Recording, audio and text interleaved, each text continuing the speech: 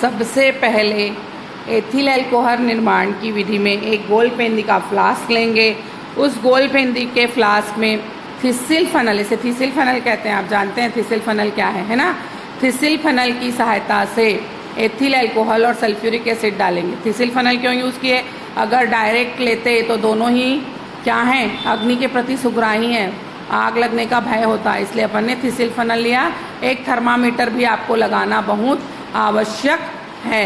अब आप क्या करिए, गोल पेंदी के फ्लास्क में जब आपने ये ले लिया है तो इसका संबंध जल संघानित्र और ग्राही पात्र से कर दीजिए। मैं बहुत बार समझा चुकी हूँ, ग्राही पात्र ऐसे आढ़ा नहीं बनाते, इसको खड़ा कोनिकल फ्लास्क इस तरह से लेंगे आप हमेशा।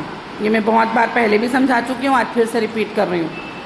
ऐसे में जोड़ेंगे, ऐसे में आपका जो भी प्रोडक्ट बनेगा गिर जाएगा, ऐसा पॉसिबल नहीं है प्रैक्टिकली।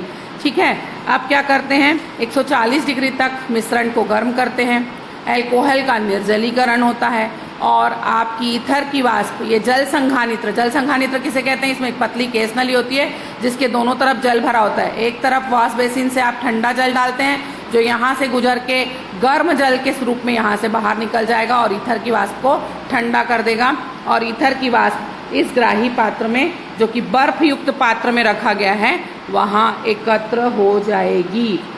अब इस ईथर की विधि को सतत ईथरीकरण की विधि कहते हैं, पर वास्तव में यह सतत नहीं है। क्यों, ये क्वेश्चन आता है। ईथर की प्रयोगशाला विधि सतत ईथरीकरण की विलियमसन की विधि है, पर वास्तव में यह सतत नहीं है। क्यों?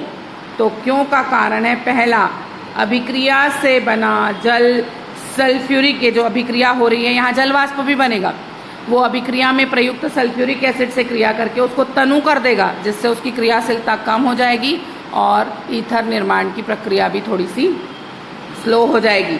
दूसरा, सल्फ्यूरिक एसिड का ही कुछ भाग एथिल अल्कोहल द्वारा अपचयित होकर SO2 बना देगा, तो जो भाग सल्फ्यूरिक एसिड का ईथर बनाने में प्रयुक्त होने वाला था वो अपचयन में प्रयुक्त हो गया, इसलिए यह विधि सतत ईथरीकरण की विधि नहीं होगी।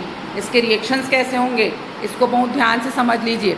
ये देखिए, सबसे पहले आपने एथिल अल्कोहल लिया, उसकी सल्फ्यूरिक एसिड से 110 डिग्री पर क्रिया कर रहे हैं, तो ये ethyl hydrogen sulphate plus H2O बन रहा है। क्लियर?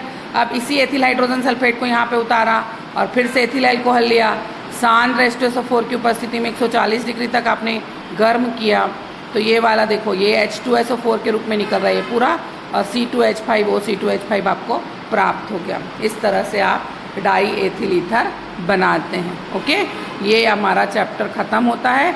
हम अब अगला चैप्टर शुरू करेंगे अगली क्लास में। Thank you.